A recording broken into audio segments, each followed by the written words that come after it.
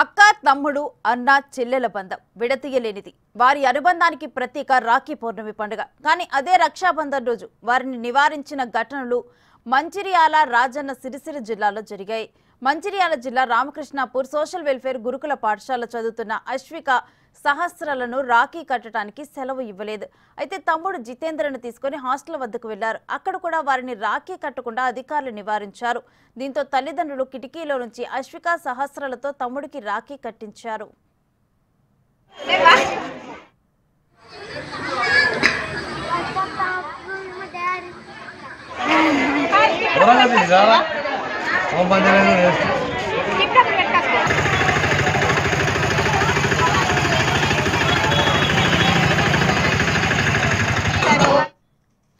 ఇలాంటి ఘటన రాజన్న సిరిసిల్ల జిల్లాలోనూ జరిగింది. తంగళ్లపల్లి బద్దెనపల్లి సాంఘిక పాఠశాలలో విద్యార్థినులతో రాఖీ కట్టించుకోవడానికి కొందరు వెళ్లారు.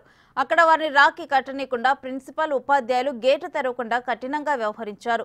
కనీసం గేటు బయటకు కూడా రాకుండా చేశారు. దీంతో కిటికీలో నుంచి రాఖీలు కట్టారు.